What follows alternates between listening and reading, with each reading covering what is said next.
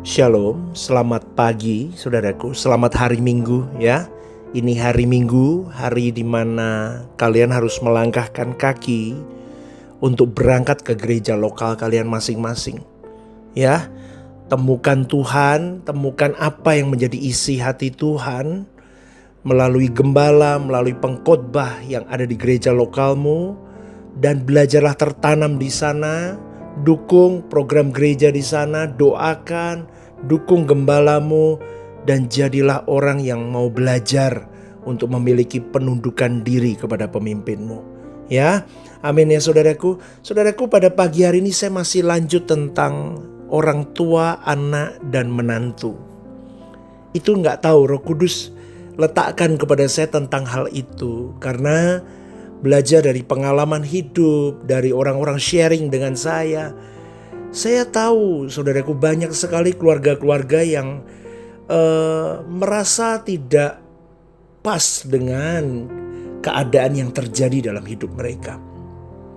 Oke saudaraku, pagi hari ini saya mencoba merenungkan apa yang dialami oleh pasangan suami istri yang seringkali sudah menikah, tetapi orang tua masih mengintervensi mereka. Ini saya berbicara dalam koridor ilahi Alkitabiah. Ya.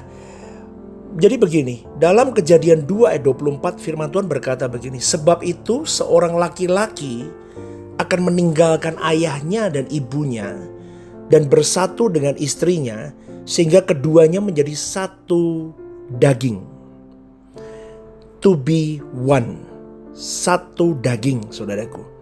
Kalau kita renungkan dari ayat ini, saya mau coba lemparkan fakta lapangan bahwa banyak konflik rumah tangga itu bukan dimulai dari pasangan sebetulnya, tetapi melainkan dari pihak ketiga.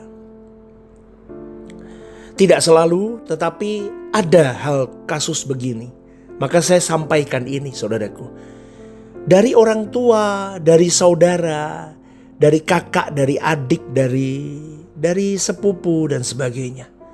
Dari pihak ketiga. Tapi renungan ini saya mau berbicara spesifik. Dari orang tua atau mertua yang terlalu ikut campur di dalam pernikahan anak mereka. Mengatur keputusan keluarga, padahal mereka udah nikah, tapi orang tua ikut terus di dalamnya mengatur keputusan-keputusan yang harus diambil. Mengintervensi pola asuh anak. Tapi dia cucuku pastor, aku sayang sama cucuku, makanya saya ikut bantu untuk ngajar anak, ngajar anak yang benar begini begitu. Mengintervensi pola asuh anak dan menantunya. Menekan secara emosional atau rohani. Seringkali ini yang terjadi di lapangan saudaraku. Atau seringkali orang tua menggunakan alasan ini demi kebaikan. Masalahnya bukan sekedar soal hubungan keluarga, melainkan soal kedewasaan rohani dan posisi kita di hadapan Allah. Itu juga saudaraku. Maka di dalam pemahaman suara kebenaran, konflik seperti ini harus dilihat bukan secara emosional, tetapi secara eksistensial. Siapa yang menjadi pusat hidup kita? Allah atau manusia? Lah ini dikembalikan dulu. Saya mau ajak kepada kita semua, tarik kembali dulu. Pusat hidup kita siapa? Allah atau manusia? Karena prinsip ilahi itu meninggalkan bukan berarti tidak menghormati. Betul ya? Anak laki-laki bersama dengan istrinya meninggalkan orang tuanya dan mereka berdua menjadi satu tubuh. Meninggalkan di sini bukan berarti tidak menghormati. Anak-anak dengerin dulu, jangan salah. Ya, meninggalkan orang tua itu adalah kehendak Allah. Itu firman Tuhan yang ngomong. Ketaatan kepada Allah seringkali menuntut keberanian untuk keluar dari kebergantungan kepada manusia. Meninggalkan, dengar, jangan salah paham loh ya. Meninggalkan tidak berarti durhaka. Meninggalkan tidak berarti tidak peduli loh. Meninggalkan tidak berarti memutus hubungan, tetapi meninggalkan itu artinya tidak lagi dikendalikan. Tolong di-highlight saudaraku ini kalimat ini, tidak lagi dikendalikan. Anak laki-laki sudah jadi suami, belajar mengendalikan hidupnya dulu, pasangannya, keluarga kecilnya, anak-anaknya nanti kalau dipercaya Tuhan punya anak. Lah kalau terus kamu tidak berlatih mengendalikan dirimu sendiri, berjuang, berdiri di atas kakimu jadi seorang imam keluarga, susah. Meninggalkan juga tidak berarti tidak hidup di bawah bayang-bayang, tidak hidup di bawah bayang-bayang otoritas lama. Dulu sebelum menikah benar kita di otoritas orang tua. Tetapi sesudah menikah, Anda harus punya otoritas mengendalikan hidupmu sendiri untuk dirimu, keluargamu, dan keturunanmu. Meninggalkan, tapi berarti tidak menjadikan orang tua atau mertua sebagai pusat kehidupan atau pusat keputusan hidup. Kalau seseorang sudah menikah tapi masih hidup di bawah intervensi orang tua, maka boleh saya katakan begini, ia belum sungguh-sungguh meninggalkan. Karena banyak orang terjebak di dalam kesalehan palsu. Ada orang berkata, saya tidak berani melawan orang tua, nanti berdosa. Saudaraku, menurut suara kebenaran, ketaatan kepada orang tua bukanlah ketaatan absolut. Ketaatan absolut hanya kepada Allah. Garis bawah ini saudaraku. Tuhan Yesus berkata dalam Matius 10 ayat 37, barang siapa lebih mengasihi ayahnya atau ibunya daripadaku, ia tidak layak bagiku. Menghindari konflik demi kenyamanan bukanlah kesalehan, tapi itu sebuah ketakutan saudaraku. Aduh pastor, kenapa ngomong begini? Iya deh, coba deh. Yuk, ya semua introspeksi. Orang tua yang dengar juga introspeksi, mertua yang dengar introspeksi, menantu, anak dengar introspeksi bareng-bareng. Karena intervensi orang tua seringkali adalah ujian dari kedewasaan rohanimu dan rohaniku. Allah izinkan kok intervensi untuk membentuk karakter kita.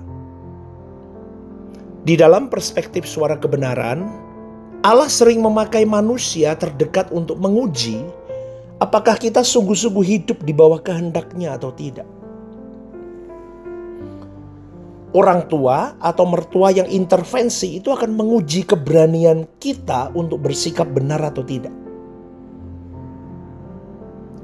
Mereka akan menguji apakah kita bisa bersikap hormat tanpa kehilangan prinsip atau tidak. Mereka semua yang intervensi itu akan menguji apakah kita dewasa atau hanya anak-anak rohani. Ngerti ya saudaraku? Karena masalahnya itu sebetulnya bukan orang tuanya, tetapi yang menjadi masalah adalah posisi hati kita sendiri. Karena seringkali yang terjadi, kita takut menyakiti, kita takut ditolak, kita takut dicap tidak tahu balas budi. Tetapi suara kebenaran menegaskan, takut kepada manusia adalah bentuk lain dari penyembahan berhala. Aduh pastor kok ngomongnya begini? Yes, ini harus saya buka saudaraku supaya kalian tahu. Amsal 29 ayat 25 berkata, takut kepada orang mendatangkan jerat. Jika kita hidup untuk menyenangkan orang tua, kita sedang menggeser Allah dari tahta hidup kita. Jadi, bagaimana bersikap terhadap orang tua yang intervensi, tetapi aku tidak mau kehilangan kasih. Yang pertama, dengar baik-baik saudaraku, hormat kepada orang tua itu tidak sama dengan tunduk tanpa batas. Yesus sendiri menghormati Maria loh.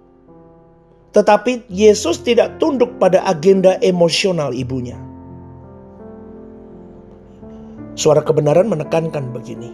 Kasih sejati tidak selalu berkata iya, tetapi selalu berdiri di pihak kebenaran.